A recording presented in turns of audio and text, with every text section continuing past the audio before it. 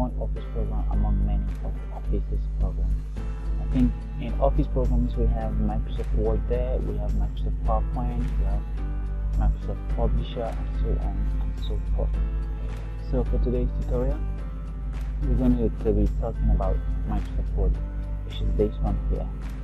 I have already pinned on my start menu. Right on for how to pin your programs to your start menus. I'll probably show you that maybe in the upcoming tutorial. Right, these programs here are, this is Microsoft Word, this is Microsoft PowerPoint, Microsoft Excel, like I said. These are the programs we're going to be talking about in the coming videos that are coming up very soon. So for today, we're going to be starting with Microsoft Word. Alright, so let's go right straight to it. Okay? Click on my Microsoft Word right here. Well, for you may be using Microsoft Word 2019, you may be using Microsoft 2016, it's almost the same thing. So it doesn't matter what versions you're using, provided it's from 2010 onwards. So it's fine. So whatever I'm going to be showing you is actually what. So right here, this is the Microsoft Word welcome page. Right here, and the left hand side you see home. Under the home you see what we call new. On the new we have the blank document, welcome to Word, single page, single space, and so on and so forth. So the row called templates. So these are the templates on Microsoft Word. So the first time I open Microsoft Word, this is what you're working with. Alright? So these templates are already made designs for you to use in case you want to do something very quickly and you just need everything to do it so quickly. These are different templates on Microsoft Word that you can use. Or in the case whereby you just need to work on Microsoft Word on a blank document, you just come here and click the blank document. It takes you straight to Microsoft Word environment. So before we do that, let's talk a little more about what the template. Right. These templates here, you can get more by clicking on more templates. Okay. So I just want to show you how to use templates. So all these are already made templates right here that you want to use just in case you want to do something very quickly, or probably you need a template on something that you want to work on. All these are different types of templates.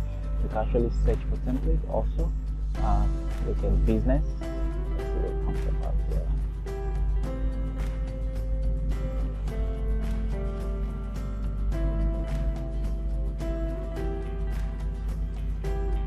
There's a section. Okay, so I'm going to search for that. Let's go back here. So assuming the template display, this is a template we want to make a resume. With this is a blue-gray resume. So I want to make a resume, a very quick one, in case I need any photos. I'll just click on it, and if you show me create, so I'll just come and click on create.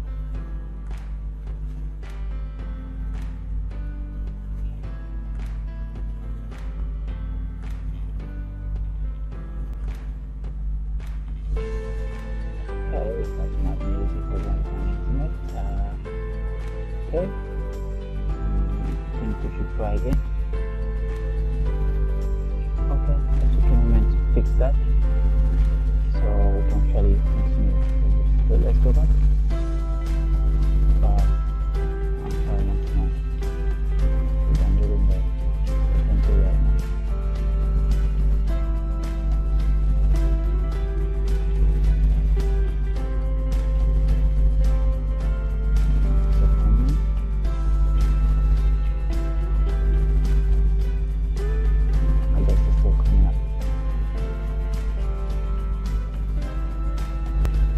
It actually come up, so this is it.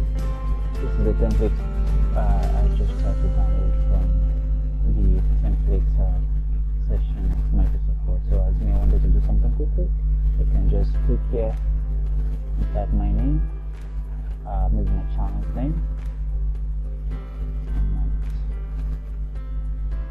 and then ENT enterprise file server, assuming that's my name and all that and all that. So that's it for example. So let's go back there. So that's it for example. Now if you come down on the left hand side, also you find new. This is used to create a new document.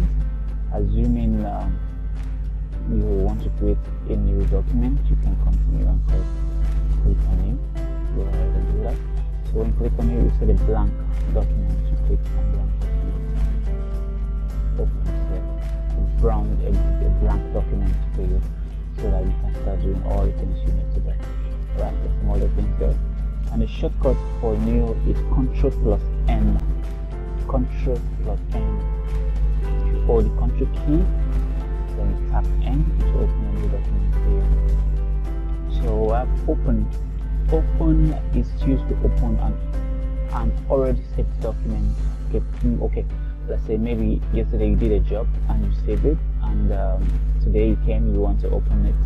You can just use the open button. Just click on open.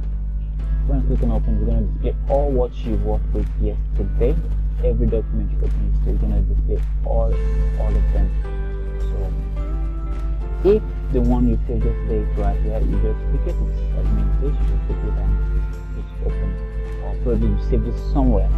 You can actually just go to that page by going to this PC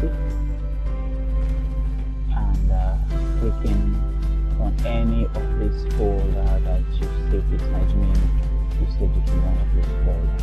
Okay. Let's go ahead to the next thing. Another important thing that is save. Save is used to save a job. Probably you're working in Microsoft Word and you want to save it, just in case probably the lights went out and you want to have the job back. Instance, you can have to save it. So when you save a document, it's saved into the system for you to be able to open it again in case something goes wrong if you are not using maybe PS or so. And the light goes off, that it does right here in this country that I am sometimes. So you just have to click save. When you click on save, it will ask you where do you want to save it on. Let's say I want to save on desktop. I'll click on desktop.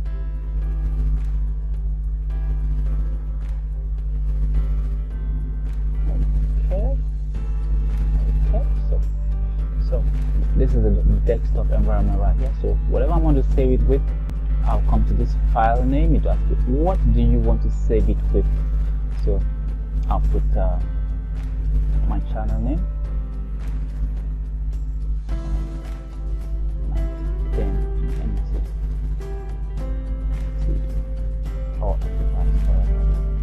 that's my channel name. So you just, it is already on desktop, so you just click save.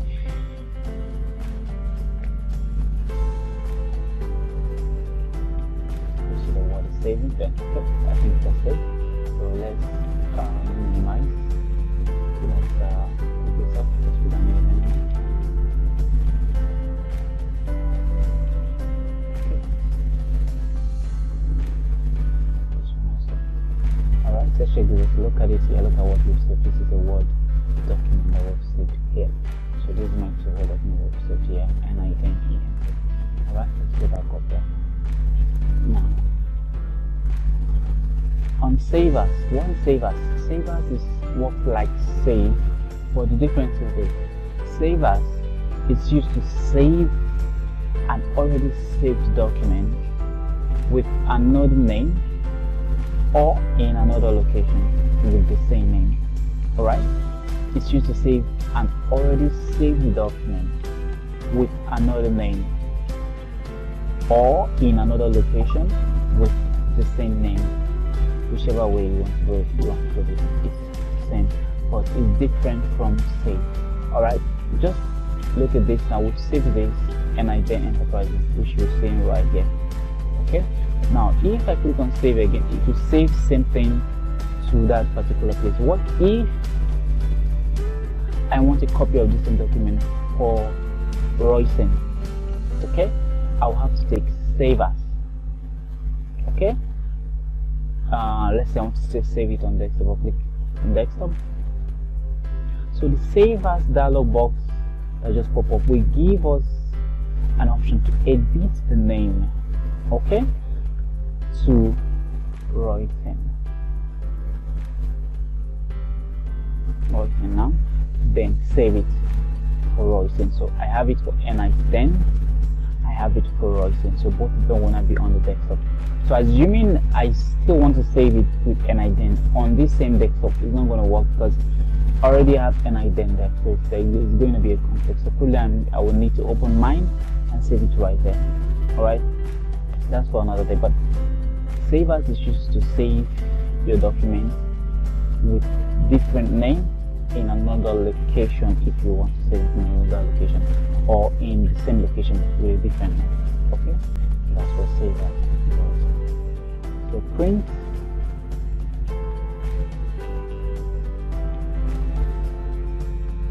okay. Now print is used to print documents. If you finish typing a lot of things on the Word document and you want to print, okay, that's when you use print. Alright, so when you click on print and you come here with print, it sends straight to the printer and print whatever thing you've sent. If there are 20 pages, it prints the whole 20 pages for you. So but you have to check using this preview page right here to check all the documents you type to make sure that all of them are inside the page before you see actually what print them. So if you come down on the print preview page, you see printer. Here enables you to select any printer that you want to print with. Assuming you have more than one printer in your office. So these are different printer actually. So assuming this is the printer I want to print with, I'll just click on it and it's active. So whatever I send to using the print button goes down to this printer, whatever this printer is. Alright. So if you come down more, you see print to settings, you see print all pages. Let's click the arrow. Whenever you see a down arrow, like actually rectangle by the side, it means there are more things inside of that place than what you're seeing. So let's take and see what's there. So the important thing then is print on pages, print all pages. This print all pages means if I click on print on pages and it's active right here, if I click on print, it prints all the pages that I actually typed right here. Okay, let's print all pages, let's print the whole page. If it's 100 pages, just print the whole page. From that's what you're telling me the printer to do. Alright, so if you click again, let's see print selection. So assuming you selected a particular section of the page and you want to print it, that's when you take what print selected page. On print current page, if you take on click current page, it's only the current page right here appearing in the preview here that is going to be printed, even though you have 50 documents right there. Just only the one that is currently previewed here that will print. Just as you have 1 to 50 and it's page 20 that is on preview here. So that page 20 is actually the current page. So is that page 20 that is going to be printed when I click on print. Okay, so I want you to get that right. So let's go back there. Then print custom pages. If I take print custom pages, printing custom pages is used to print selected document in a page. So let's just look at it this way. Assuming you want to print something and the document you want to print is around 300 pages. Now and you want to print it all, or maybe you printed all of them before and you want to replace some part of it. So you actually need to take the selected pages, alright, only. But out of 300 pages, maybe you are printing page 15, page 50, page 60, page 90, page 200 and co. You understand? So you're scrolling down and printing, scrolling down and printing, really going to take time. So the best thing, you just enumerate all the numbers that you want to print and send to the printer using this custom print. How do you go about that? You have to just click right there. Let's assume I need page 15. I'll separate it with a comma. Take page 6. It's page 20. Let's assume page 20. Take comma. Let's assume 25 to 30. That's comma there. You put 25-30. Okay. So we are printing 90 with comma. 90. So you're printing 200, say comma 200, page 200. So you're printing 295 to 300. So 295 dash 300. Alright, so what have we done right here now? This is what we've done. Now, in the 300 pages document, it's going to print, once I send this, it's going to print page 15. It will jump 16, 17, 18, 19 and print 20. It will jump 21, 22, 23, 24, 25 and print what? 24 and print 25, 26, 27, 28, 29, 30. Then it will now jump all down to 90.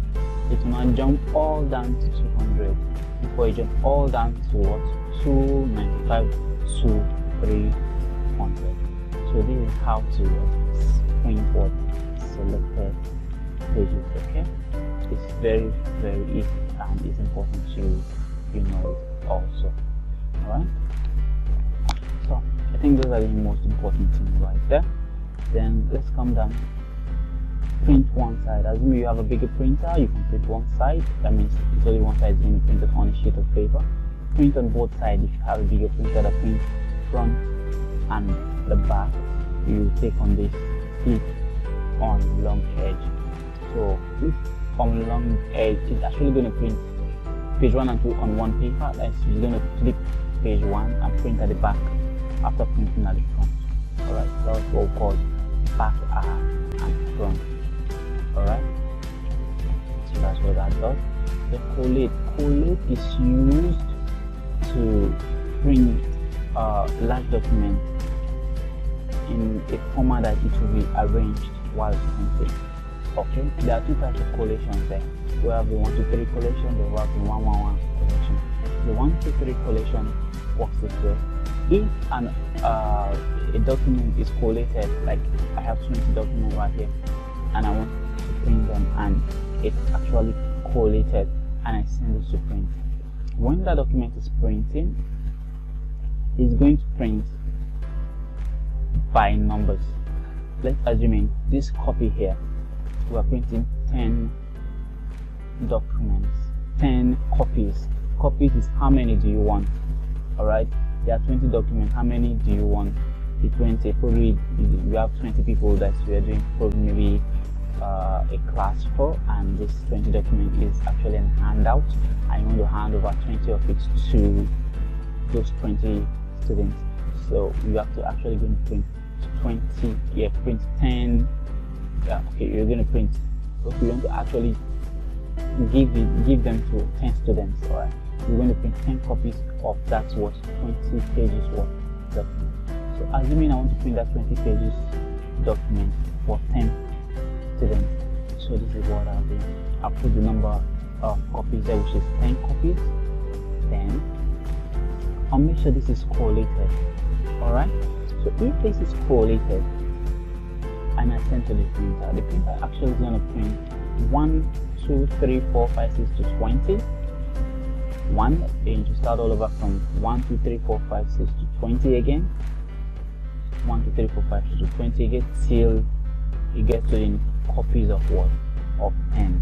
Meaning if you send this and go all the way to doing something else, the printer is going to print it arranged just like what you're seeing right here on the collated option. So when you come back, what you need to do is just to separate the document. You count 1 to 10, 1 to 20, then you separate 1 to 20, separate 1 to 20, separate. Alright, so that's why it's good for a document to be what? Collated. Alright, but if document is uncollated and I'm printing that 20 pages document on 10 copies, I'm going to do a lot of job right there. That means if I send it to print and I will go out there to be doing something else, and the printer is printing this particular document, it's going to print 1, 1, 1, 1, 1 into 10 places. Alright, then it will now move to 2. It will print 2, 2, 2 into 10 places. To print 3, 3, 3 into what? 10 places. Just like that in all the 20 pages. So when I come back, I'm going to start doing a great job, which is I'm going to be separating it 1 1 1 1 1 into 20 places, and we have placed the paper into 20 places. I'll go for number 2. I'll put 22 on those 20 pages I've already lined up before, just like that, which is what's very tedious. So once you are printing a document a lot and you are printing more than one copy, make sure this is set to what collated. Okay. All right. Let's go on. Now on portrait, this is called page orientation. Alright, in Word we have two types of page orientation. We have the portrait and the landscape page. So actually this particular preview you're seeing right here is the portrait page, while this one is landscape. If I click on it, you see landscape is opposite of what? Portrait. Alright, okay, this is landscape. Is opposite of what? Of portrait page. So this is what? Landscape page and portrait page. Alright, portrait is the longer one, landscape is the flat one, like a blackboard. Alright, so let's go down there. We have paper. Well, different types of paper on Microsoft Word. We have the lazy size, we have legal, executive, A3, A4. You probably must have seen these ones. These are regularly used paper. The A3, the A4 are regularly used paper around here. The A5 and so on, the envelope size and co. So many of them that you can use, but the ones you see almost every day is the A3 and the A4 paper. Alright, both also have two orientations, the portrait and landscape orientation. So as we move forward in this tutorial, we're going to be learning more about these papers. Margins. Margins talks about the margins of your page in Microsoft Word. We're still going to talk much about that, probably when we get into the page. Alright, so that's for print. Let's go straight to Microsoft Word environment. So let's go to Home and click on the word, the blank document. Alright, so this is Microsoft Word environment. Getting yourself acquainted with the environment. So at the top we have the title bar, which carries the names of whatever you've saved that particular document with. I guess we should use the one we've saved already. I think it's still down here. Let's count. Okay, so there. So it carries the names of whatever you saved your document with, which is the NIDEM Enterprise, which is my YouTube channel. Now, this is the page. The whole of this page is the page. Alright. What is blinking right here, we call it what the cursor. Alright, cursor, whatever you want to call it, but it's actually what a cursor. Alright, call it the blinking cursor. Okay, this place you see right here is the ruler. Alright, the ruler. It actually gives you the margins of where your typing starts and where your typing will end. This is the top ruler. We have the side ruler right here. As you can see, it's the side ruler. Underneath here we have the zoom key. You can zoom in, zoom out, and also zoom in. Okay. We have the scroll bar. You can scroll up and down. Scroll up and down. I mean, you have more than one page right here. If you want to go to the next page, scroll up, scroll down, scroll up. Okay. Alright. Now there are different types of page on Word also. You can see them here. This is what the grid mode. Okay. I've missed a lot of things, so you're not going to see much more right here.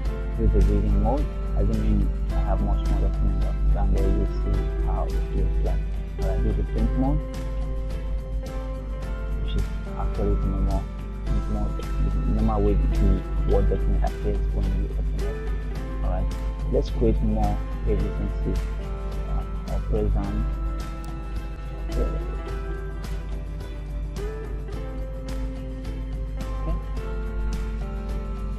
You can press down. Once the cursor move down to the end of the margin, it creates more pages for you. So right now I have 4 pages. How do I know that? Look at the pages, number of pages appears right here. This is page 1 of 4 pages. Alright, this is word count. Whatever I typed on this particular Word document, I find the number here.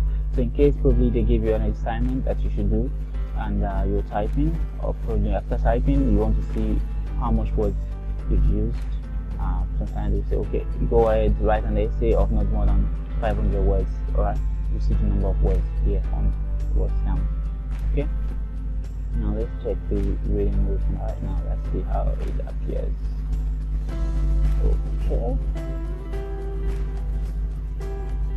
Okay, so actually it just kind of what it because we not put something right there.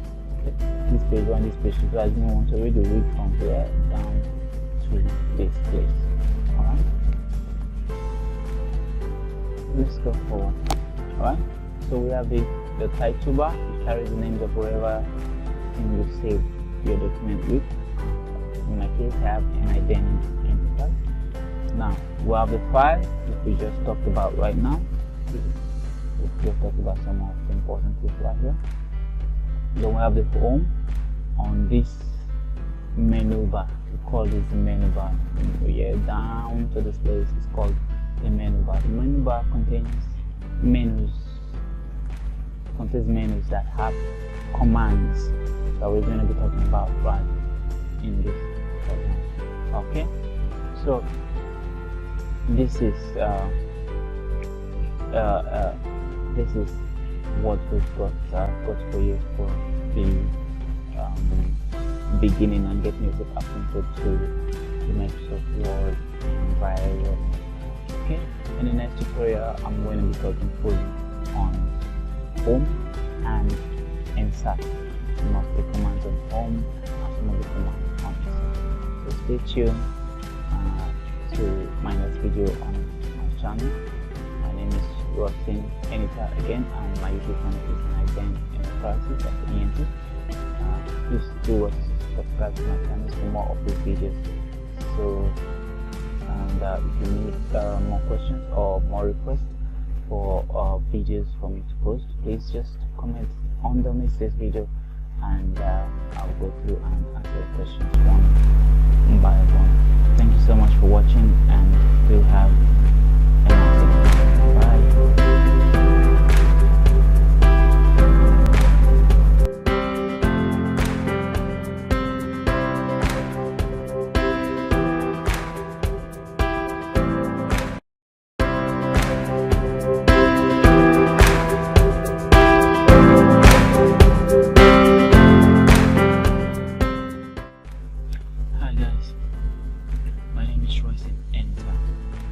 Welcome back to another short tutorial on Microsoft Word. The last moment I made a little explanation about the file. So today we're going straight to the home button, just like we promised. Alright, now let's go straight to it. Under the home button we have something here that's a copy, paste, format, enter. Alright, so let's start with the cut. What is cut? Cut is removing a word or an image from a particular place to another place, like the layman language, like removing something from a particular location to another location, or from a particular position to another position. Alright, let's do something. Let me type something to use.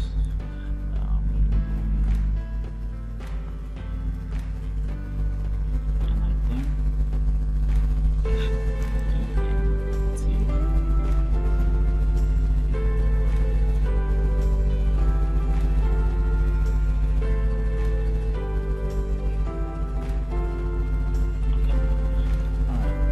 let's assume we want to copy this, cut this away from the position to the down probably somewhere here. Okay, we don't need it here anymore. We want it at the bottom down here. Right, so we must go videos. Okay, now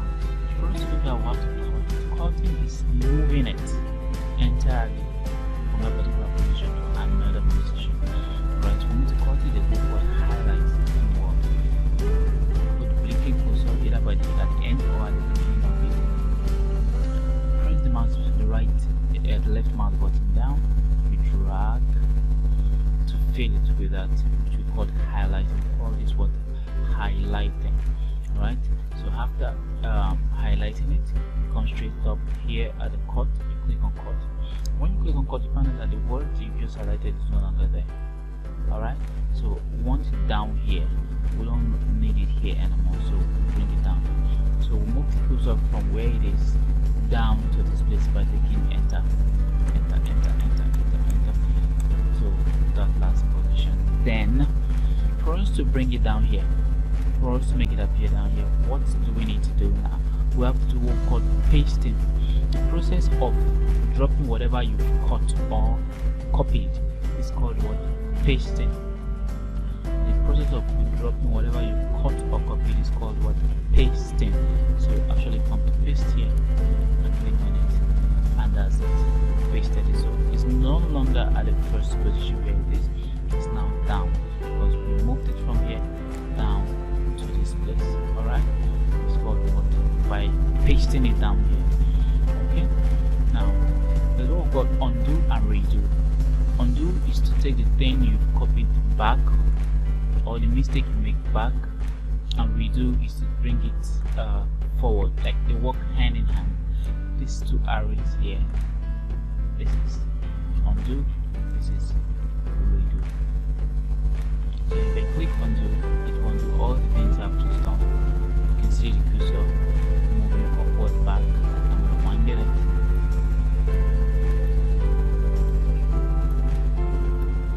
Okay, so that's it. So I have undo all what I just said back to the way it is. So copy on the other hand is like duplicating the word. You still need it there, like you still need it in the same position, but we need it also in another position, like duplicating the word into two. That's what we call copy. So for us to copy it, we do the same thing. Write down the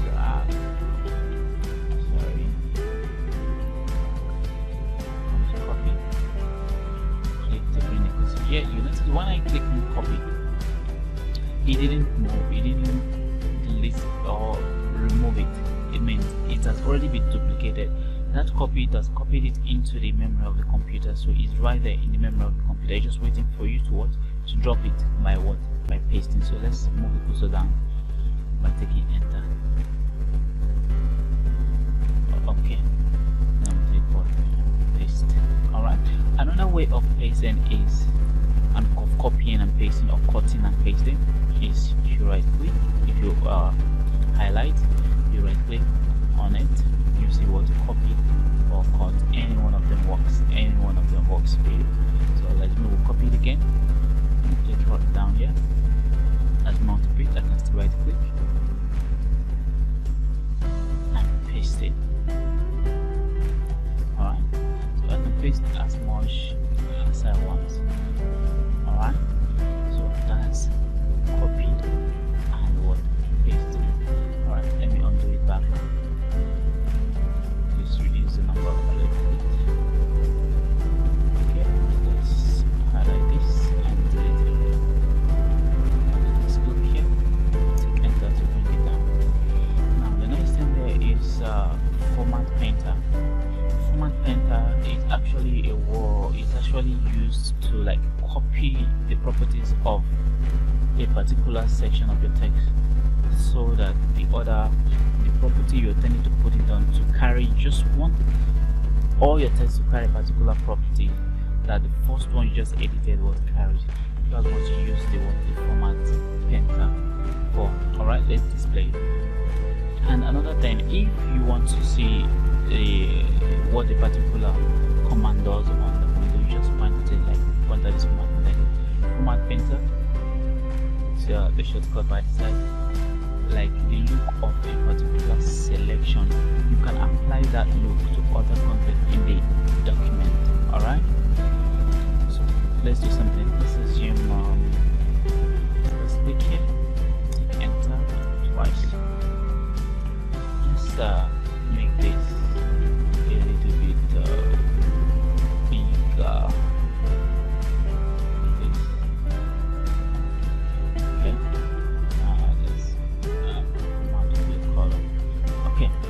We want this particular section here to carry this Alright, this particular format here to be on this. That's why we use the format painter. Alright, so actually highlight this onto format painter. It has already copied the properties of this particular text, so let's put it on this one. So if you look at the text of the cursor, you find that there's something like a brush on it. Alright, so that's to tell that format painter is active. So let's press down, drag, see what happens. So that's it. So you copy the properties of the upper one on and put it on the what, on the new one. So that's how format painter just basically works. Alright, if you come here, we have what we call the font. Font style is how your text looks. It's how your text looks basically. Just how your text looks. That's the font. Alright, I can change the font of this to another font, or you click the little button by the side. You see that there are more fonts in there. Lots of them.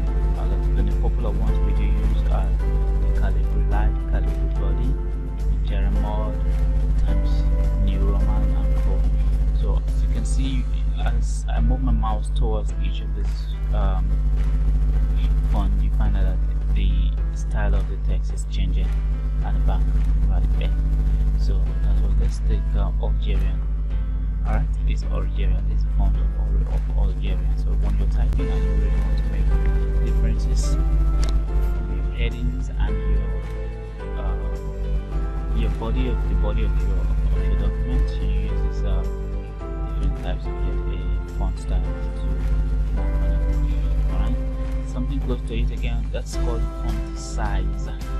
Font size. So we just talked about the style, font style. Now we're talking about the font size. How big do you want it?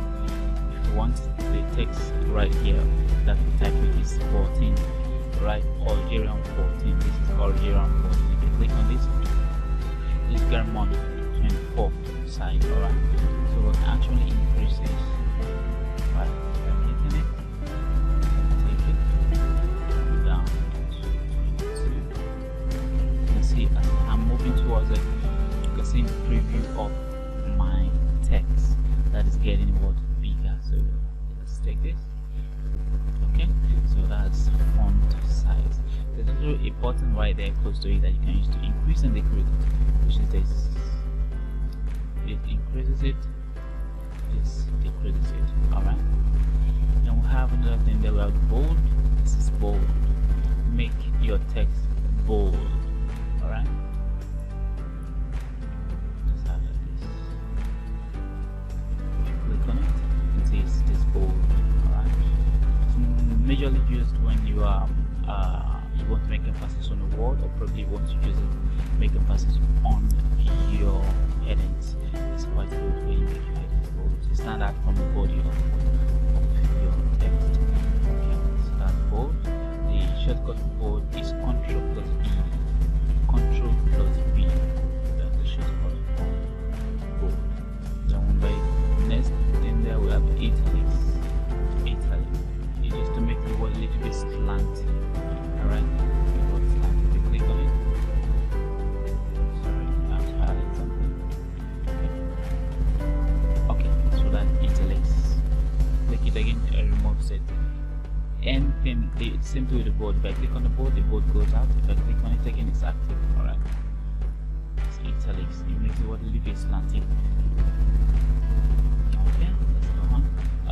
The next thing down there is the underline. You want to underline your headings, distinguish your headings from the body. Click on the underline and that's it. If you need more than one underline, you just click by the side to see more lines. Alright, pick any broken lines, double lines, and code. Alright, the next thing there we'll see there is this strike. It's just a strike through a word you type. Let's say you want to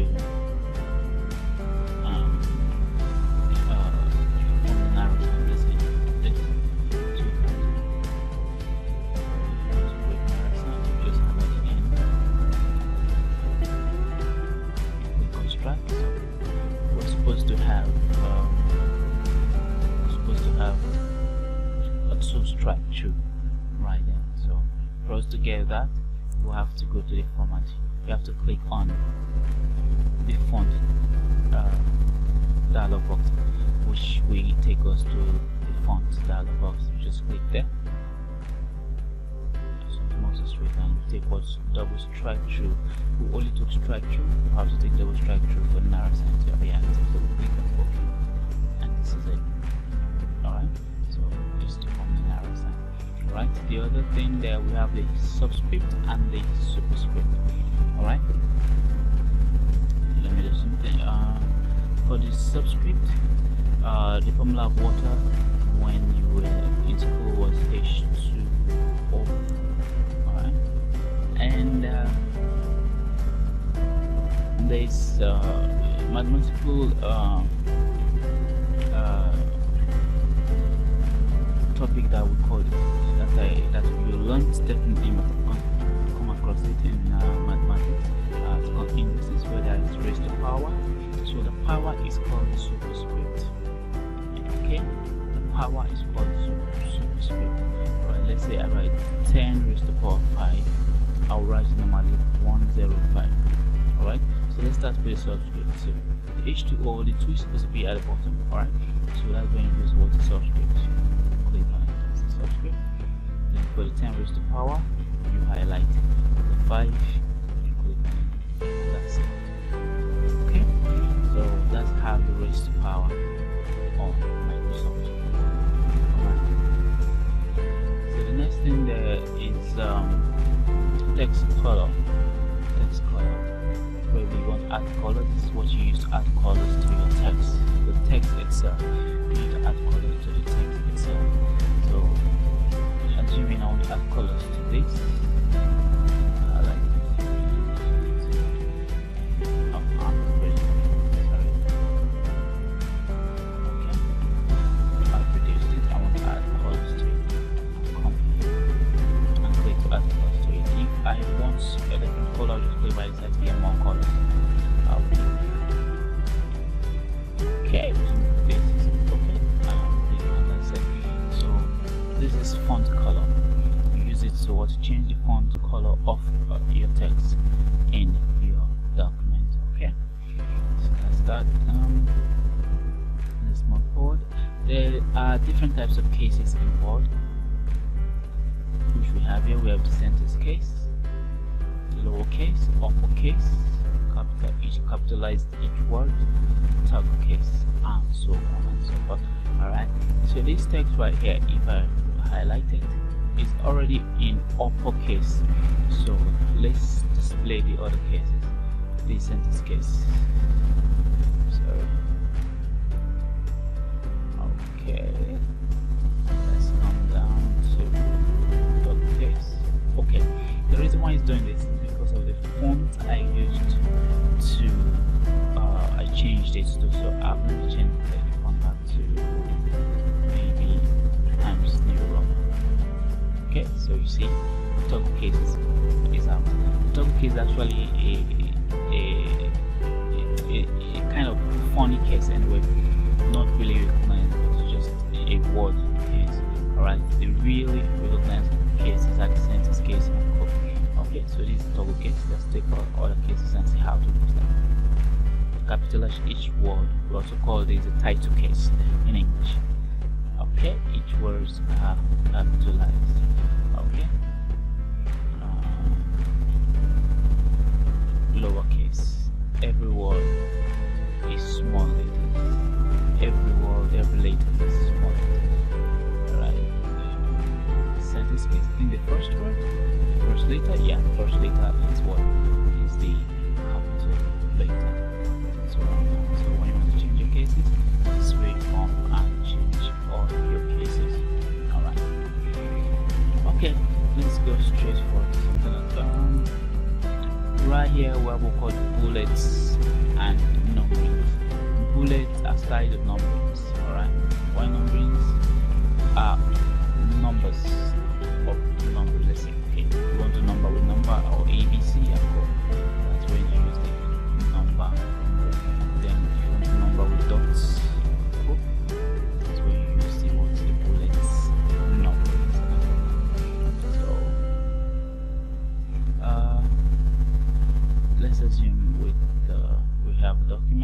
Now let's delete this. Okay, let's bring the document up here. So this is our document. Okay. There's a part of it that we see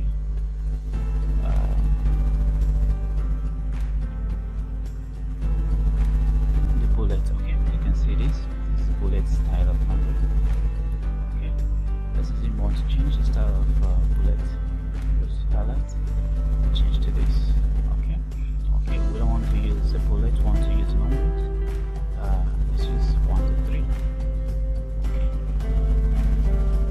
let's change it. Alright, so these are numbers, different types of numbers. Okay, now underneath it we have what we call alignment. Alignment is how arrange your text is, alright, where the position of your text as alignment. Like this right here is aligned to the left. So there are different types of alignment. You have align to the left, align center, align right, and justify. Alright, align to the left is Control L, align to center is Control E for the shortcut, align to right is Control R for the shortcut, and justify is Control J. Alright, justify will align your work, the content of your work in block. The two sides will be in block shape. Alright, it makes it look neater. Let's open this my document. Now you can see here is like, okay, Middle East and Africa, you know, settled in the inside while the empire is out. It makes the work not be really neat. Let's assume we want to justify this. When we justify this, it makes it look better. Let's go side block. Block start. Okay. Let's click on justify. Okay, you see, this is what the justify does. It makes your work look better. Like both sides will be well aligned for good, to be for your document to look neatness. Okay. So this is what justify does. Alright, the other is align left already, this align center, this align right. Okay.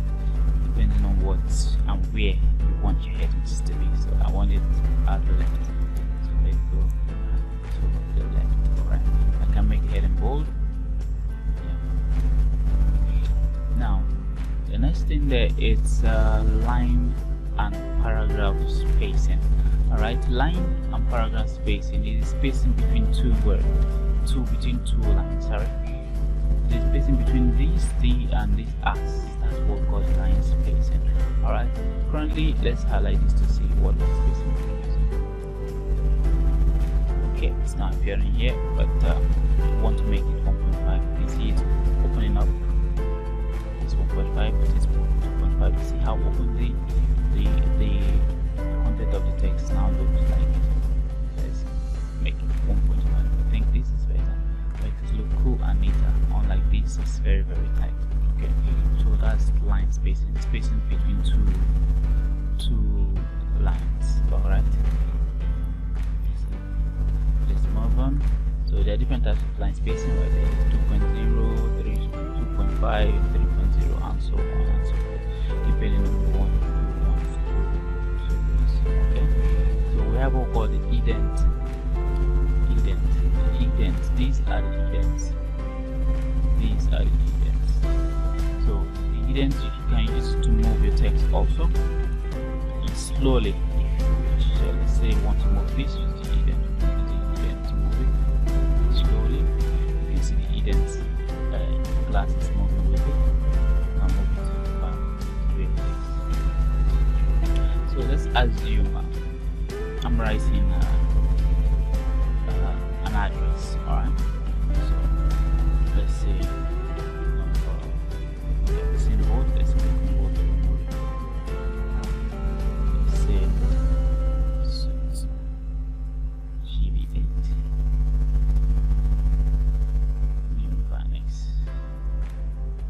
Okay, let's bring the new down.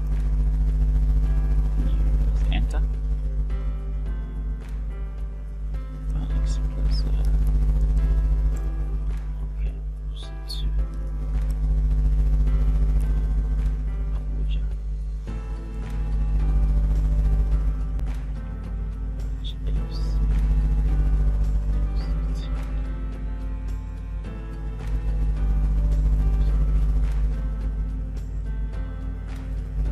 Okay. Now let's assume we want to move the address down to the right hand side. Alright, so let's make it a little bit tight. It's not going to address to be that wide. Let's make line space 1.0. Alright, sometimes when you make it 1.0, it doesn't really move too close. It's because there is a space after the paragraph. So you remove the space after the paragraph. When you see that it says remove space or remove space after paragraph, so click on it. You can see it's now tight. Click here so that it enter to create space between both of them. So highlight all of them, then use the indent to move it slowly to the right hand side. Okay, now so that's what the indent really does for you. That's one of the things the indent does for you. Alright, another thing is font headings. Headings are very important, especially when you're working on a large document and at the end you want to have what you call the table of contents automatically created for you. You need to use the headings. Okay, so how do you use the headings? And headings will give you different types of font style, right? They have different font style also. So let's highlight this and give it a heading. Okay, let's make that heading 1. Let's go down. Make this heading 2. Let's make this bold. Let's make it heading 1. Highlight this, press and drag. When you notice when I highlight, you find a pop-up box at the top. Alright, that comes is something that is a box that makes the work easy for you. Instead of you to come up here to click on the bold, once you highlight, it appears for you to just click direct, and it has some major shortcuts that you use regularly, like the bold, the italics, the underline, and co. Alright, so I wanted to bold, so I just go straight here and I'm bold with it instead of moving down up towards to click on bold. Alright, so let me make this edit 2. Heading 3. Let's make it bold.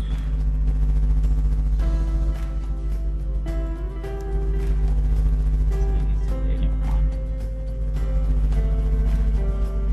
Oops. Heading 2. Let's heading 3.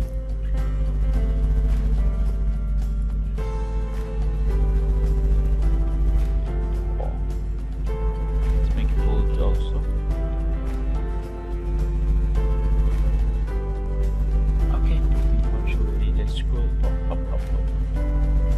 So this is how you apply headings to your document. Alright, in later versions, tutorials, I'm still going to show you how to automatically insert the table of content. Alright, so let's delete this. Okay, let's move on. So another thing there we at the top right here is find. It's used to find a word and replace it. Okay, you can use it to find a particular word in the whole of this document. In this document, I think it contains 8 pages, and by the side you see the word count telling you the number of words in this particular document that I created. Okay, let's double click on it. Okay, it's word count, statistics, pages that I've used is 8, the words that I've used is 2,402. The character no spaces is 12,643. Then character with spaces 14,995. Paragraphs, I've used 51 paragraphs. Lines, I've used 230 lines. You can see how the word count enumerates everything that I need to know about this document that I've created. Alright, back to find. So let's assume we want to find something that appears more than once.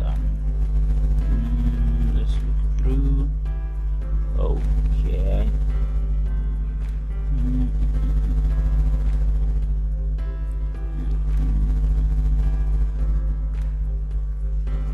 Okay, let's assume I want to change Nigeria. I want to find Nigeria and change it to Lagos. Okay, so you just come through right here, come here at first, click on find.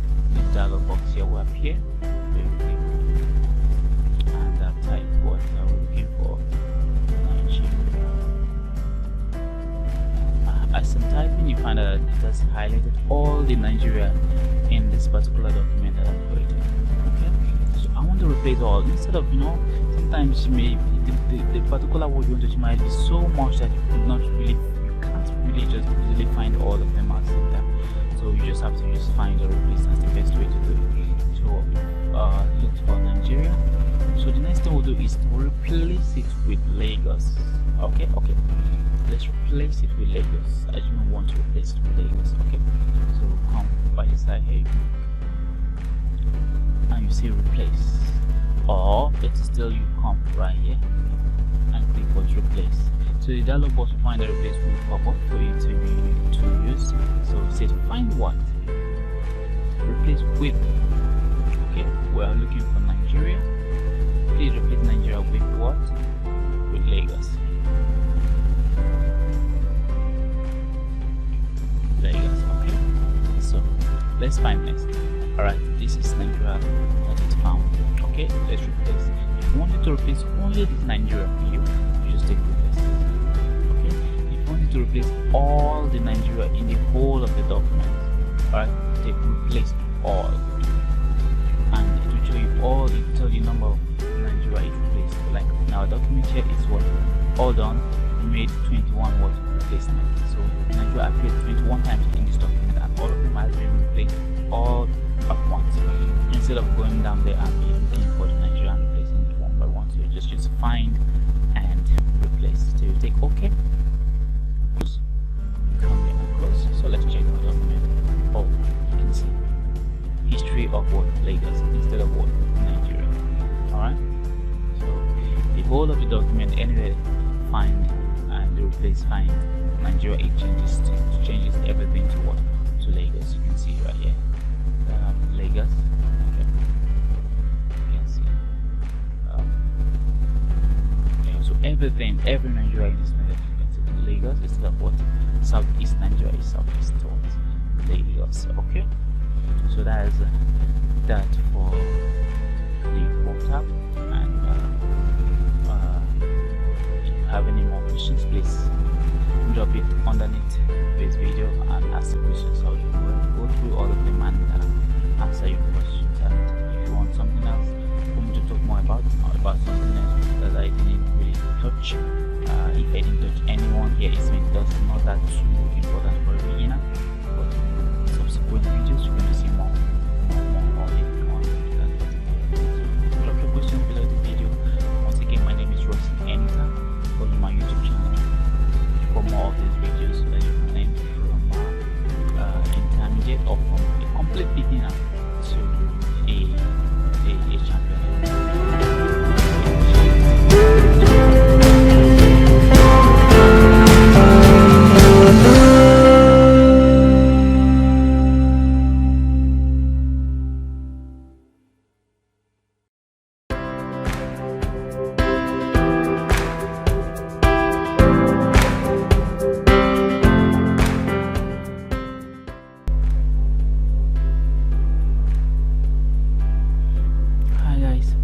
Royce Anytime. Today I'm going to be taking you on NSAT. The last time we talked about the home key, the home menu, and we talked a lot of things, a lot of commands right there. We talked about a lot of commands right there. The format printer, the alignment, code, and the line and code. So today we're on NSAT, so we're going to be talking about this commands found on insert. Most of the most important going to be working with using Microsoft Word to work. So some of the commands you really need for step 4 is the cover page. What's cover page? I told you, whenever you see a particular command and you want to get a little preview of that, of how that command works, you just simply point at it and get a preview of that. Okay, what we got there is that your document will make a great first impression with a stylish cover page. Make it your own by tweaking the fonts and colors option on the design tab. So actually this cover page is used to just like the name implies, to design a cover page for your job, right? Let's imagine this document that I've made right here. I need a cover page for it. I'll just come to the cover page. There are different types of cover page right here, you can see.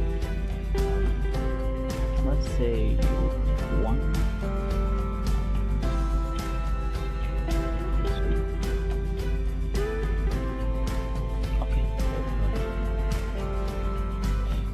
As a way of creating of bringing itself to the first page of the document that you have actually created.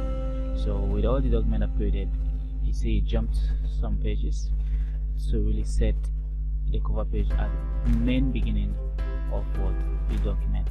Now that I've inserted a cover page for it, which is my very first page, I can just tweak it a little. Let me add my company name here. I double click here.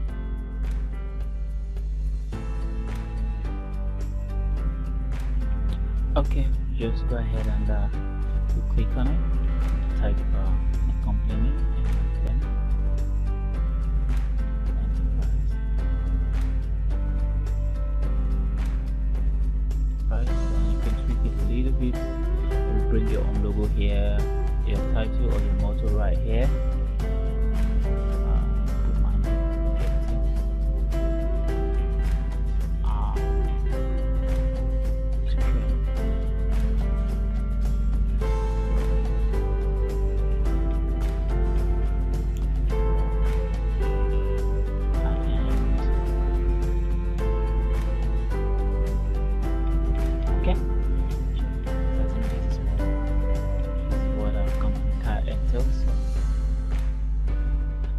From the company, you can input the date, input the company address, info, and right there you go just finish up what you've created a cover page instead of you starting it all over again by yourself to design a cover page. Alright, okay, the next thing right there is the blank page. Okay, that's when you want to start a blank page. So let's say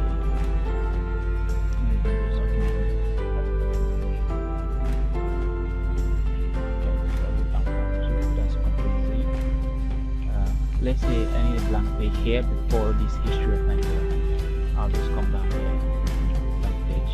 You see, and I'll have a blank page before the first chapter. Right? So that's just how we insert a blank page. Another way to do it is Ctrl plus Enter. You tap Ctrl, press Ctrl down, you tap Enter. Give you a blank page also.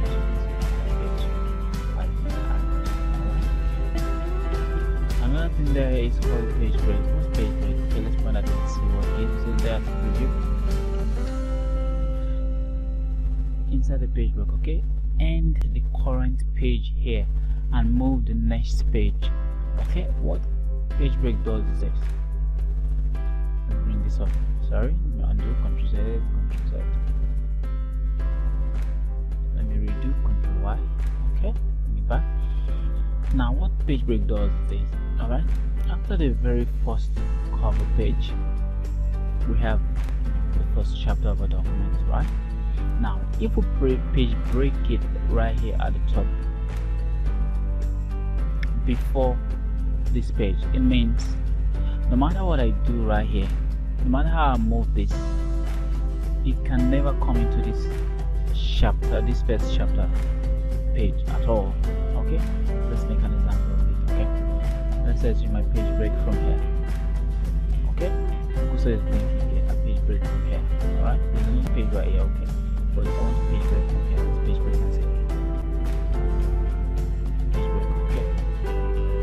Now, page break has broken the page from this point where I page break it.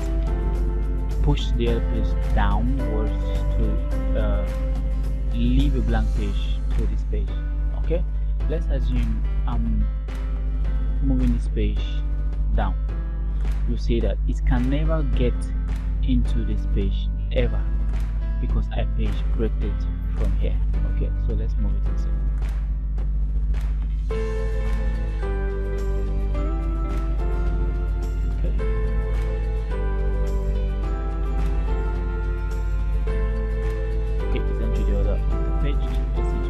The other one, did you see that?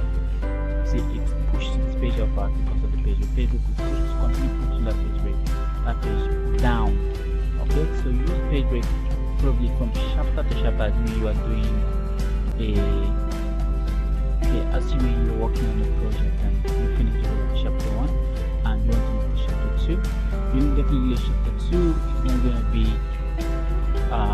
at the bottom of chapter 1.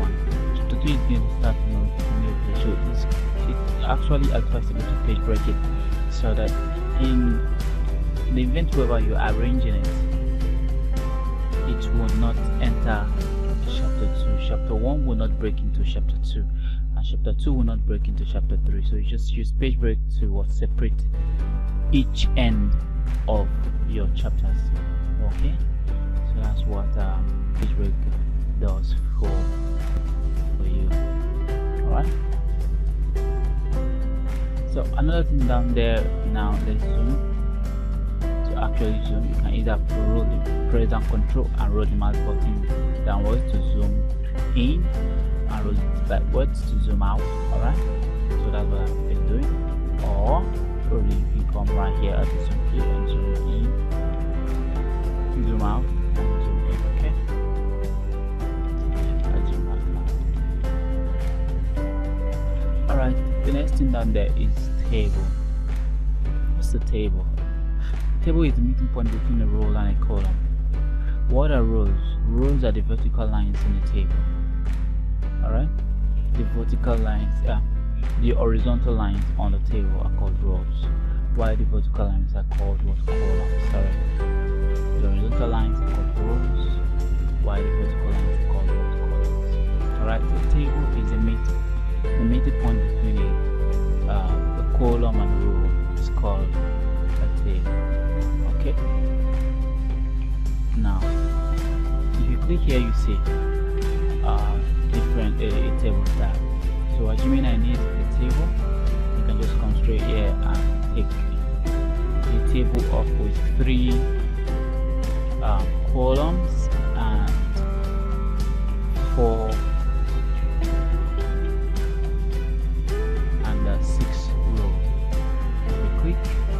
table has been created. So this is the table that has been created. Okay, so in a table there's what we call cells. Alright, there's what we call cells. Cells is the meeting point between a row and a column. Okay, while a table is made up of rows and columns, sorry, the table is made up of rows. These are the rows and these are the columns. Okay, when the meeting point between the rows and the column is called a cell. This is a cell. Okay, this is a column. This is a column, and this is a row. All these are rows. Okay, so that's how to insert the table. Another way to insert the table is to insert it directly. So let's delete this one. To delete the table, you can come to this little box right here, click to highlight it. You can use the mini box, come here, take click to delete the whole table. Okay, you can delete rows alone, you can delete columns alone. Besides, you want to delete this column, I just highlight it.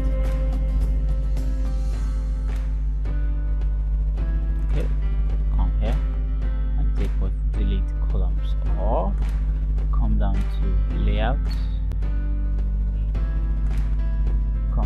delete right here. Take what? Delete columns. Alright, this column has been deleted. So we have 4 columns before, but now we only have 3 columns. Alright, so as you move on to the 2 rows, highlight 2 rows. Okay, come straight out here. We want to use the mini box to take delete. That's how to delete a rows and a column. So we don't need the whole of the table, you just need to go through and highlight all of them. You can either do it manually or just on the box right at the left side of it. You just click to highlight it and come to the same place where you can continue to delete table. Okay. Another way to insert the table is click on the table, click on insert, click on the table, come to insert table. So this method gives you the logic of choosing the number of rows and the number of columns that you need on that particular table. Alright, so let's assume our table has 7 columns. Alright, the columns in this aspect, the column is very important. The number of columns is very important. So whatever table you are trying to insert, make sure the number of columns is correct. The number of rows doesn't really matter because we can insert as much rows as we can as soon as we are able to get in ascertain the real number of what columns. Okay, so let's assume our table has 7 columns. I'll just put 7 there, and you don't really mind. Don't really keep yourself busy with the number of rows. You can get as much rows as you want after insert. Alright, so let's take OK, and that's it. Alright, so we created a table with how many columns? 1, 2, 3, 4, 5, 6, 7 columns, and how many rows? 1, 2 rows. Okay, so we can have a lot of rows as much as we can. When the cursor is vacant, you just take on the tab key. When the tab key goes to the end and the tab again, it gives you another row. Go straight, tab again, it gives you another row. Give you another row. So that's how you insert a table, and make sure you get the number of columns correctly before you insert. Okay. Now when you insert a table, you get some designs that comes with it, like this. Okay, as you can see at the top here. Alright, these designs are designs of what tables that you can use. So let's assume you pick a design. Pick this design for this table. As you can see, instead of doing white out, let's take this. Okay, so all these are different styles and designs for table. So let's assume you want to use them for your table. Alright, you can choose the shading style, each of them.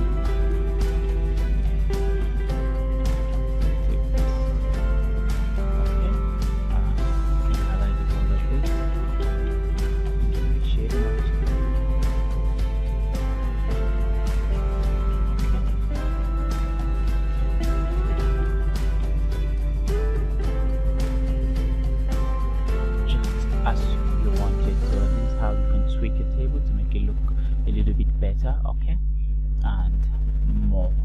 Alright, so that's it. And other more things you can still do there, okay. Actually, another way is draw table. Another way you can bring the table into Word is to draw it manually.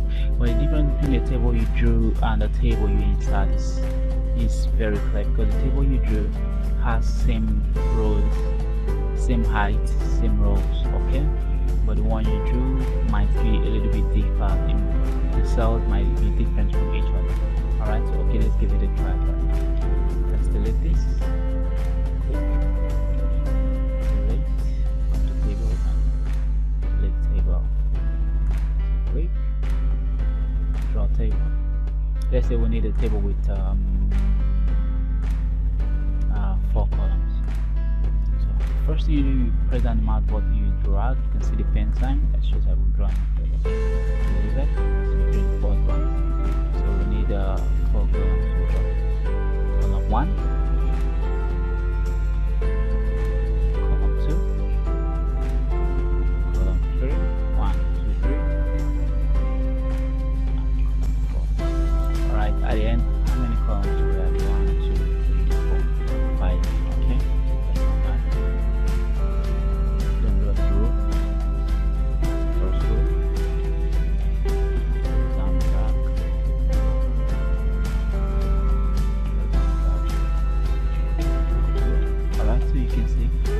cell here is different from this one is different from this one is different. Alright, so that's the difference between drawing the table and inserting the table.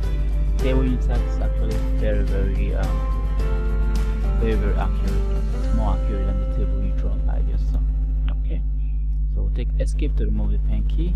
We can adjust to table by pointing at the row, press the mouse button, you drag it up. Okay, so same here, press and drag it up. You can go with us. Okay, let's try again. Okay, do the same thing. Okay, it's saying that because there is double space inside the table. Okay, inside the cell, sorry.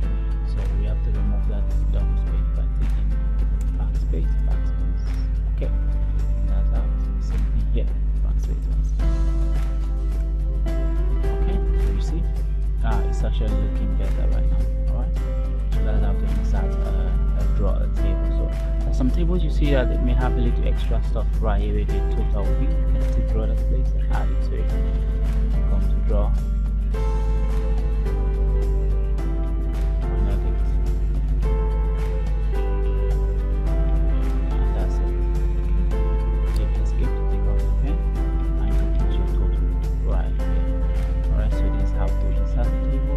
Table and delete table. So let's assume we needed an extra column right here. So put the mouse pointer to be blinking right there. And take insert left, because we want it at the left hand side. Take insert left. You can see it has been inserted to the left. So we have more columns. Our table is split into space, outside space, so we can actually drag it back.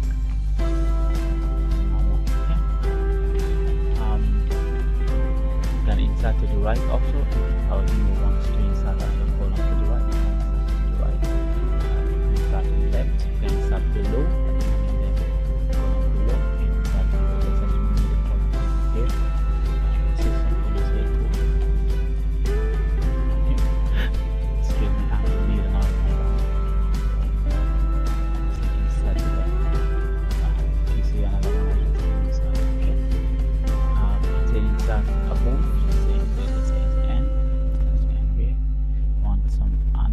Above it, just click here and take insert above.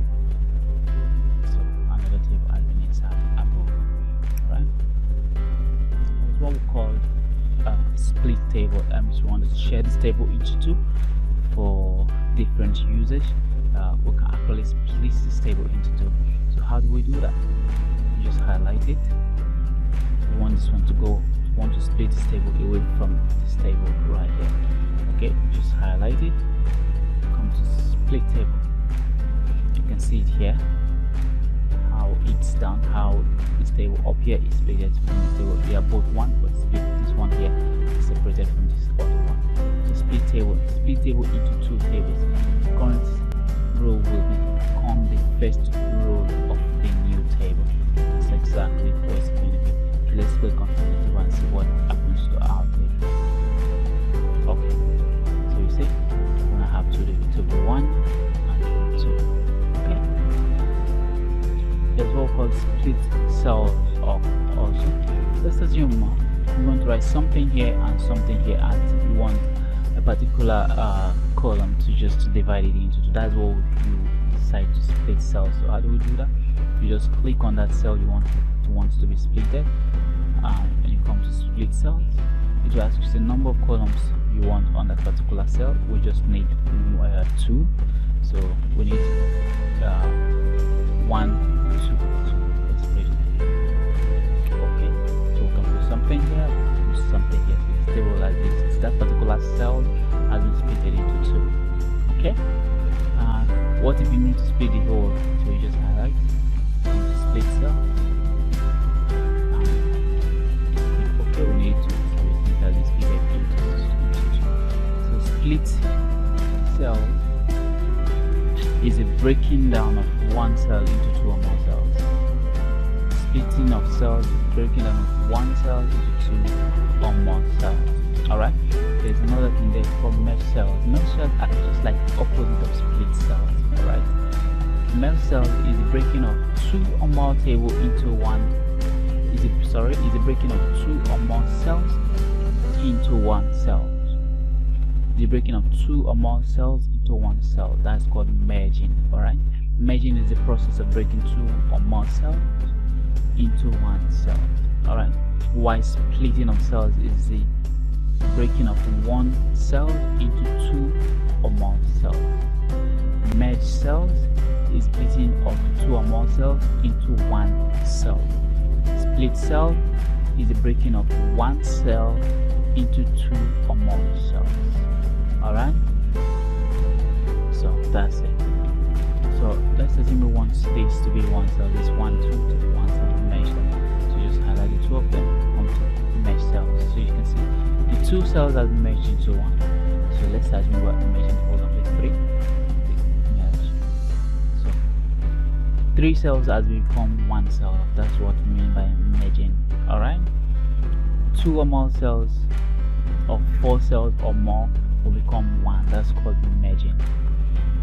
Splitting is one cell to become two or more cells. So note the difference. Okay, so that's it.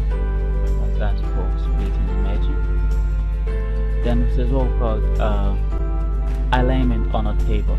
Alright, these are alignments on table. You can align to the left top, center, this bottom. So okay, let's check something right. So these are words here is already aligned to the left stop. This is top center. Okay, that's top center. Let's take the top bottom.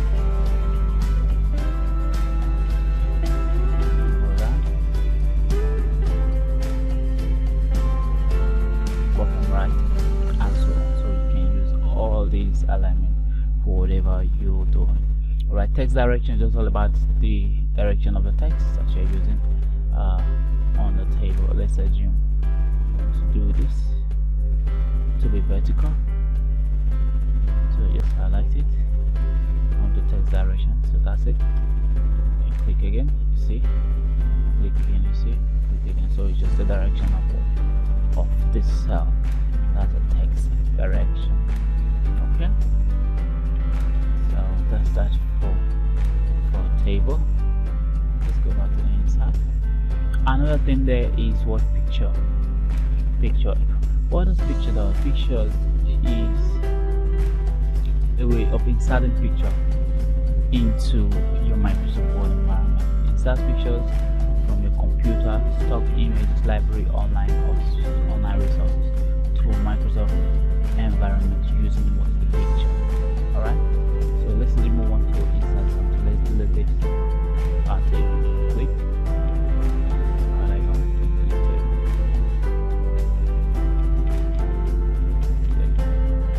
Okay, so let's insert the picture. So we click. See from this device. We don't want to insert from the net. If you want to insert directly from the net, click here and we search images on the net and insert. So we want to insert from the computer itself. So click the device.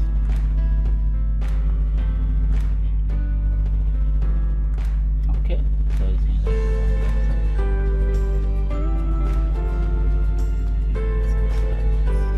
okay, sculpture. Let's say now sculpture. Insert. Okay, so it has been inserted, but it's quite small. You can make it a little bit bigger from the edge. Note, when resizing a picture in Microsoft Word, make sure you push from the edges to push from the middle knot. It's called knot. You push from the middle knot, it will distort the image. So avoid doing that most of the time. So let's undo it.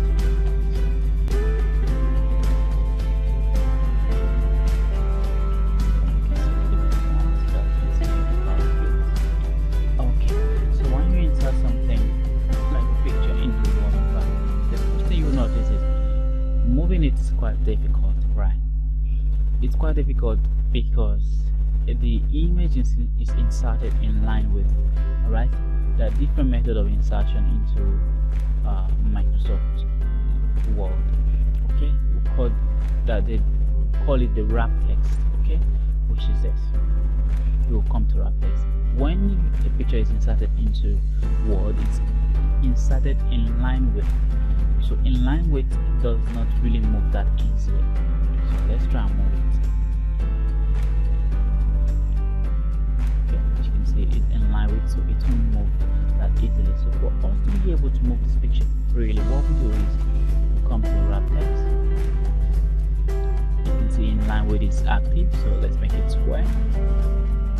And that's it. We can now move it as easy as we want. Alright.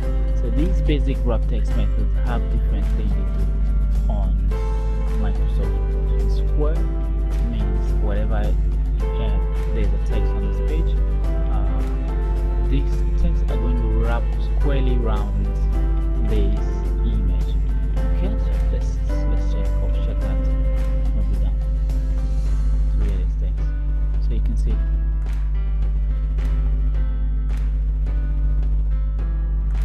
Okay,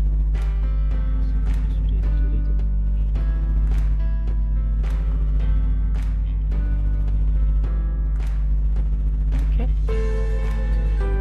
All right. So this is in line with. All right. This is the square text wrapping. All right. Let's go take another one. Okay, this is tight, looks more like the square. All right. Another thing you will see whenever you insert pictures in Word, you will see this text wrapping toolbox, the layout toolbox of text wrapping, just beside the picture. All right. So instead of going up here all the time to pick it, we can just from this place just click on it and get whatever we want to get. Okay. So right now this is really tight. This is blue. Okay.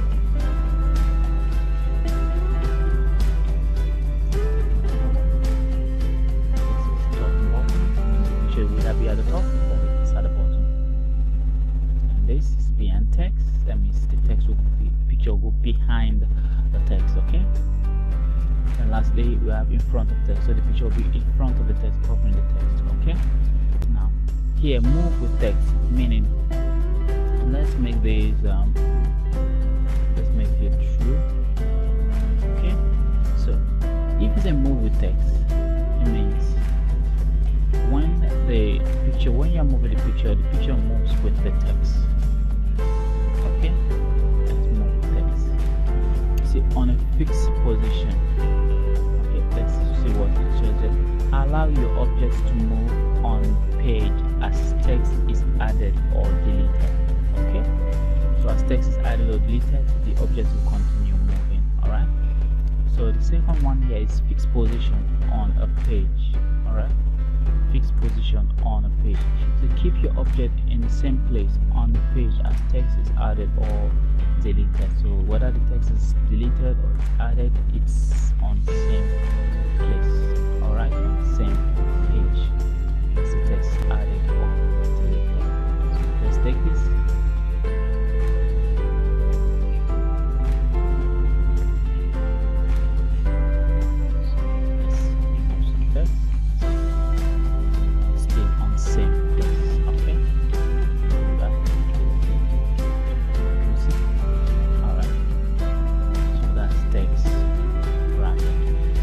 A picture also, there's a lot you can still do apart from text wrapping. When you click on the picture, you see the format tool, it gives you different tools. So this is the picture style. You can see something like a shadow by the side. Take this, you see how the picture looks. If you click, you get more. Okay, like this. Alright, so these are different picture styles that you can use also. You can add borders to the text, to the pictures.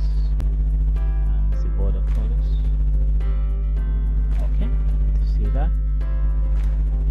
You can add a picture effects. There are so many of them right here. You can just play around them and make your work look really cute and better.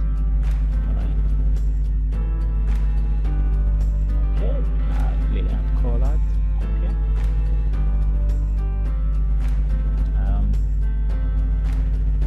and also you can change the colors.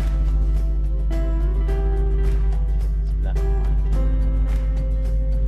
Saturation up to 300%. Saturation of 400%.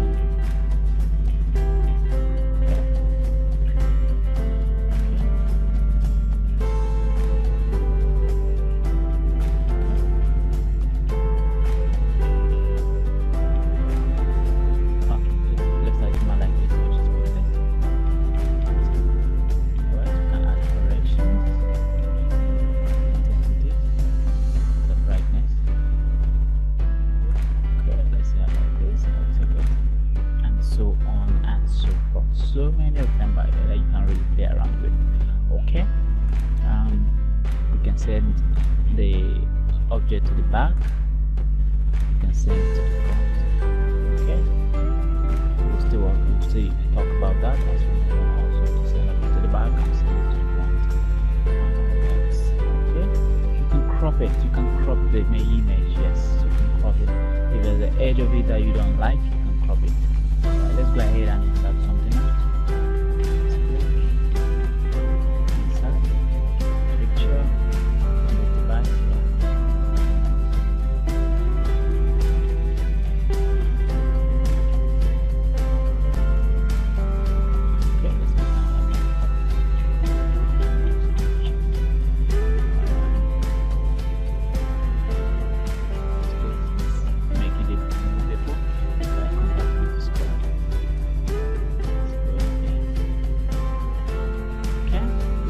Adjust the edge by cropping. You can click on crop.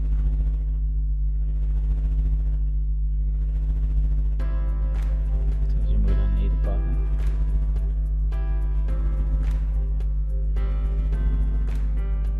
Okay, if you go back, click on it, so make the crop show the place you've cropped to go out of it. Alright, so that's how to crop a picture.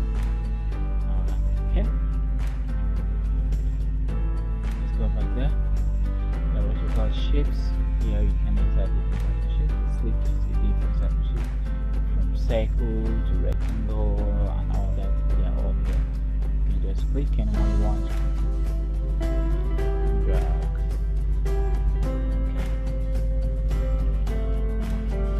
Insert shapes.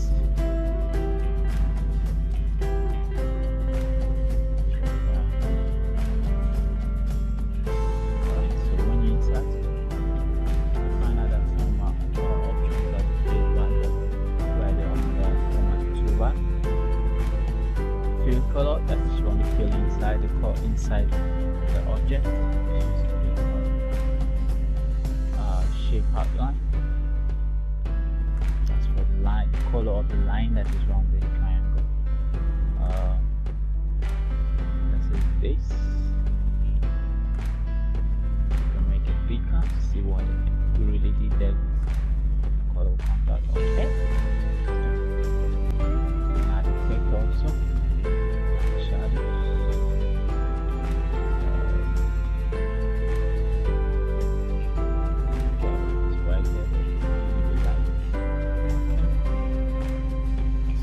Things you can do on shapes. You can draw shapes, add colors, remove fill. If you don't need a fill inside, like you don't need a fill on this, just click remove fill and it's done.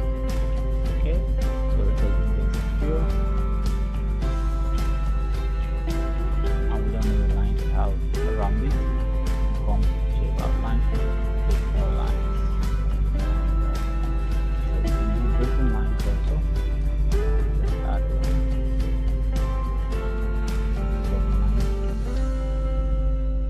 Drop a line. Okay, as you need a block lines. Alright. So these all you can find on that insert command. Okay. Now there are other tools there that are important. Smart Art graphics ranges from graphic lists and process diagrams to make more complex graphics such as Venn diagram and organization charts. So Smart art is basically just used to give a visual representation of what you're trying to present, right? So it will be a visual representation of what you're trying to present, right? It doesn't mean it's smart art for, okay, because something. Let's fix that.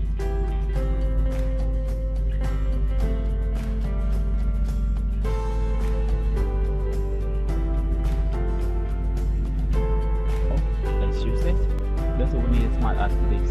So we need a visual representation for this, right? Alright, so right here, I'll click on it, come to smart art, so click on it, appears. You can see different types of smart art. Let's click, yeah, different types here. You can just pick anyone that you wish to use. So let's say, let's think of our example. Let's use, don't take it.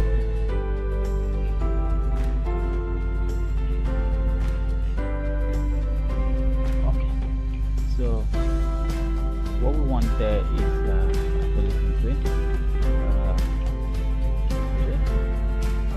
okay, Canon. So type Canon.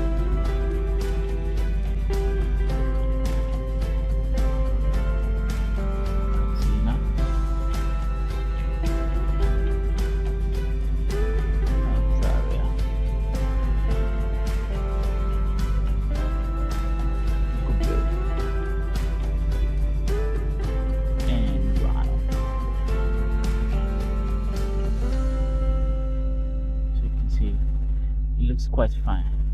Alright, it's quite better than just listing it the normal way. Okay, if you don't want to name it right directly from, you can name it directly from here too. You can just click on it and just add whatever you want to add. So after adding it, you can actually still do the same thing, but you can still change the chart type by clicking here to get more. Hi guys, today we're going to continue talking about the insert tab. We did a little about it in the other section, so this is part 1, commands that are on insert tab. So today we're going to be talking about comment. We'll talk about shape, smart art, chart, and so on. So we're going to be talking about comments. So what does comments do? Comments is used to make emphasis on a particular section of a document, or give little more information on the particular sections of a document, or probably also used to let the audience or whoever you're sending it to know what a particular section talks about. So to use a comment is very easy. So you just come down to this section, for example, history of Nigeria. Probably you want to give a little insight of what the whole of this paragraph talked about. So you can just probably maybe highlight or so. Then come down to comment and click on it. So you see a comment box at the right hand side. So that's where you type whatever thing or explanation you want to explain to the person. Let's say during this time, you can say this is what led to the Great Benin Massacre.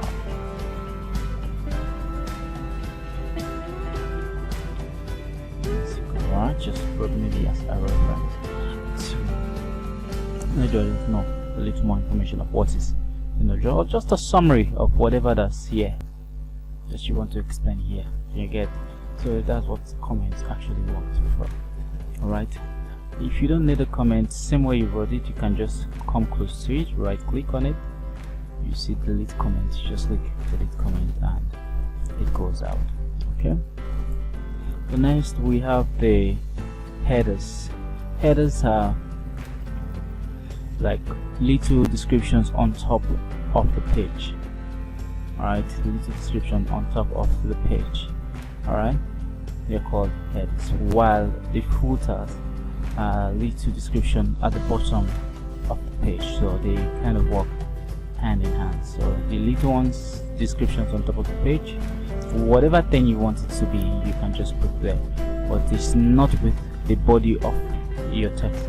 It actually stands on its own, so whatever you do on the page does not affect your header or your footer.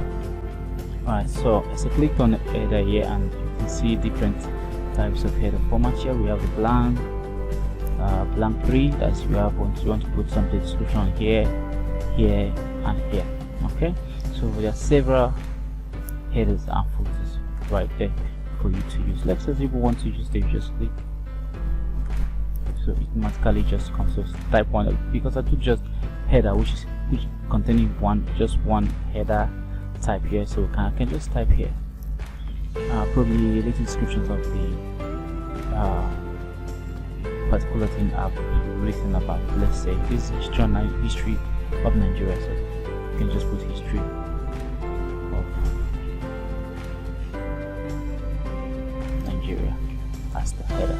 So you can do a lot to it. You can click on it, make it bold from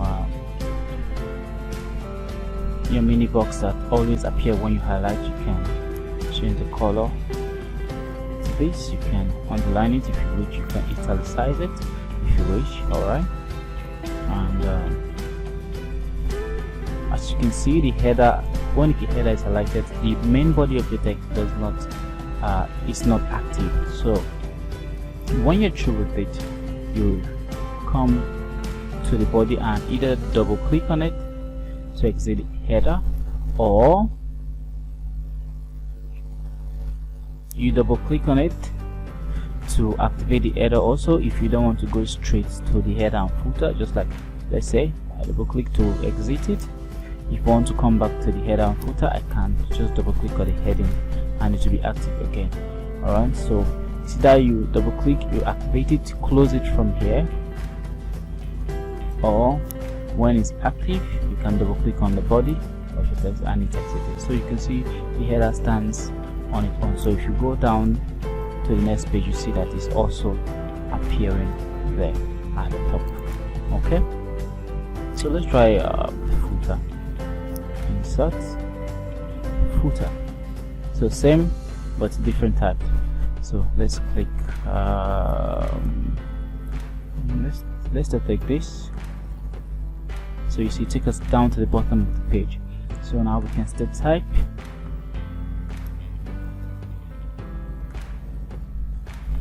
history of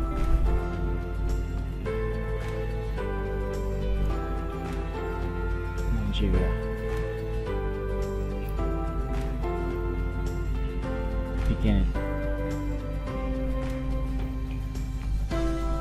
Particle edition.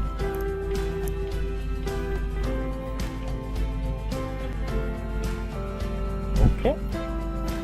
So same thing I did, I can still highlight it. The mini box appears, I can bolden it, italicize it, probably also change the font style to probably anyone I wish there, just for purpose and for you to state a reminder. You can change the size also if you wish, and the color, make it this, and that's it.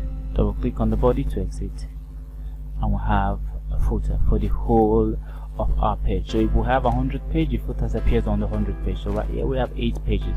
So if you look down, you find out that every page carries the footer also. So just in case you don't need the header and footer, you can just double click to activate it. You can just press down the mouse button and drag to highlight. You hit delete on the keyboard, scroll down, do the same for the footer. You hit delete on the keyboard, so you double click on the body to exit, and you see that there is nothing left there anymore. It's the same thing you did as you remove it on one page, it's in the other page it stops, it won't appear on the other page anymore. So That's how to insert and remove a header and footer. Alright, let's go back on the insert tab again. Insert. The next thing there, which is also very important, is page numbering. In case you want to number your page after typing and you don't know how to do that, you just come straight to insert, move them to page number, and click on it. So when you click on it, there are different ways to number a page. So if you ask, is it at the top, is it at the bottom, is the page margin, current page margin? So alright, we're more interested on it at the top of the page or at the bottom of the page. So on the top of the page, it will also ask you, on the top of the page, where on the top of the page do you want to put these numbers? Is it at the right, is it at the left, sorry, center, or the right side of the page? Or do you want to use the style of page number, which we call the accent bar 1? Alright, it's also very stylish and it's nice. You can use it. So for the sake of this tutorial, let's take page number at the left and see how that is. So you just click and you see it appears here on the top. So we have page 1, and then it's the page 2. But it also looks similar to the head and footer, but quite different in this case because the numbers 1 through 3. Unlike the header that we just number just one in all the pages. So let's double click to exit. So this is page 1, top right, top left, come down, it's page 2, top left, page 3, top left. Alright, so let's assume we don't want it at the top, we want it at the bottom. Okay, just come back to insert, page number, we want it at the bottom. Alright, bottom of the page, center. It's the bottom of the page, center. So you click. Okay. Okay, so this is 1, this is 2, this is 3, this is 4, just like that. So that's how you number your pages. So this one on top, which is the top one, we don't need it, we can just delete it out. You find that the other ones have left the other pages, so we only have the bottom page number right there. Okay, let's move forward. Let's go back to insert again. So another important thing there is the text box, very important. Alright, in Word and probably also in Corel, we have two types of text. We have the paragraphic text, which is paragraphic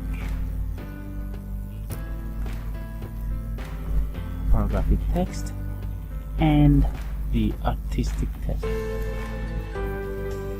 Alright, what's the difference between these two?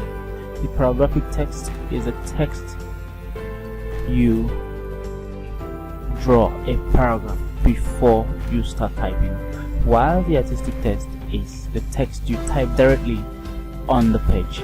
Alright, just like this. This text I just typed is called an artistic text because I typed it directly on the page without drawing any form of paragraph or border around it. Alright, so typing like this directly on the page.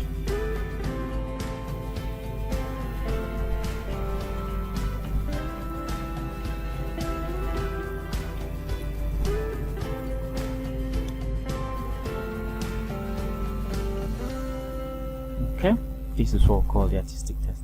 Alright, so the paragraphic text which we are talking about, you have to draw a paragraph, so that's where you need the text box. So you click. Alright, there are different sample of the text box there, so for the sake of this tutorial we're not going to go through all that. You can just click and pick any sample if you wish, but preferably I will advise you to just come and pick the draw text box so that you can draw a text box to your own size and modify it the way you want. So let's click on it. Alright, so when you click on any text box is active, you see a plus sign which you see on my mouse pointer right here. So you just Wikipedia. Okay, just a moment.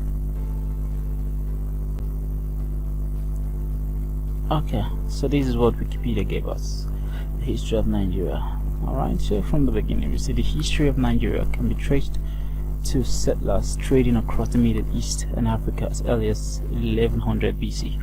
Alright, and so on and so forth. So I think I like to pick this info from here to this place, so I will highlight it. I'll just press the mouse button down. If you don't know how to do this yet, just go to the previous videos where we talked about all this. So you press it down, drag to this place. I like this. Immediately you leave the mouse button, it pops up copy. If you didn't, you can just right click and take a copy. Alright, then you come straight to your Word document here, that empty one. Underneath it, you right click, you paste like this, or you come straight to paste and it appears. So when you paste directly from here, it appears just the way it is on the internet. Alright, so I wouldn't need it this way. So you notice something: when you paste something from the internet or from a different environment, it gives you options to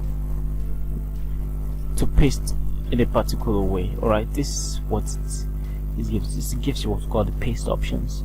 Alright, so when you click on the paste options, you see the paste as a default. Alright, so this one pastes whatever you've copied from the foreign environment to the Microsoft Word, and eliminating every other format, whether underline, colors and co, they all leave that particular text you've copied. Alright, so this one, merge formatting. Alright, this one comes with everything you copied in the internet down to Microsoft Word. It appears just the way you copied it. Alright, you have to keep source formatting. Alright, it appears just the way it's on the internet, not only with the things that comes with it, it appears with the size it's posted with on the internet.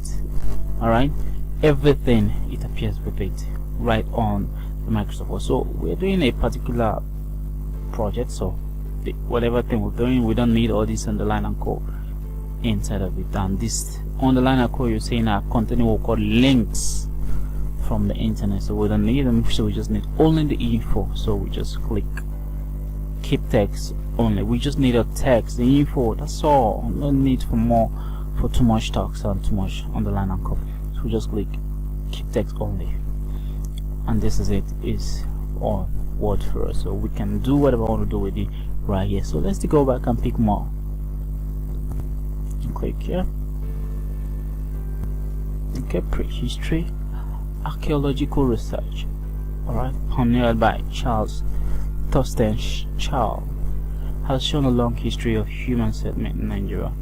Excavation in Uwele, Afikpo, Nsukka show evidence of habitation as early as 6000 BC. Alright, shower excavation at Igboku revealed in 9th century indigenous culture. It's created high sophisticated work in bronze metalworking. Even I think I like this, so let me pick from here, from the prehistory down to this place, then copy, come back to Word, let's bring the cursor down and take it enter, right click and paste, keep the text only. Alright, okay, so it's quite different what we did this way. Okay, let's undo, come here, hit undo, let's do it the other way, paste. Okay, come down to paste option, keep text only. Okay, it's like the formats are different, so we have some things for our research. So let's assume this is all we need. Let's format it to look better. So the size here is 40, the size here is 11. So and this is calibrate body, this is times New Roman, so you don't want to leave this like this, you understand? It's not going to look good. So you take Ctrl plus A to highlight everything, you come to the font, you take Times New Roman for everything, then you come to the sides, make everything 40. Right, you come down, you see everything is aligned just as it's supposed to be. So assuming this is all we need for the project, you can just highlight this, make it bold, highlight all of this a little, then click justify to make it look better in block forms. Right, do the same here, justify. History should be bold from the minibar, or you come down here and click. Okay, highlight from here down until where it stops, justified. Okay, so as you may see, our project, we're cool and we're done. Alright, so let's spread it out a little, because people are going to read it, some of them are actually older, so let's spread the line spacing a little bit better. Alright, just highlight a little, just come to line spacing. Let's make it 1.5 line spacing. For more tutorial about this, just go through my channel to see everything about line spacing in previous video. Alright, line spacing 1.5, or we can just highlight everything and take 1.5 line spacing and we're good. So the spacings are too much. Here to here is just too much. Here to here is just too much. So we can highlight everything, come to line spacing, take remove space after paragraph. So you can see it's actually normal now. So the heading need to be a little bit further.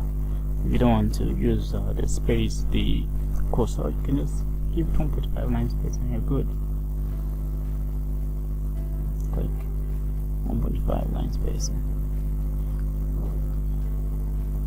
Okay, so this is how you do research. Open Word, open a browser, search for whatever you want to search, gather information, copy it from there, paste it right here, make it as good as you want. Remove the things you need, import the things you need, add the things you already know, and you're good to go for your project. So this is what I have for you here for the short tutorial of the summary of everything we've done in Word. So thank you for watching. My name is Royston Anita. Do well to subscribe to this channel, watch, click on the bell logo so that you get more info when I drop on new videos on different thing and health, and share it to friends and family that will need it also. Thank you for watching once more, and do well to subscribe once more.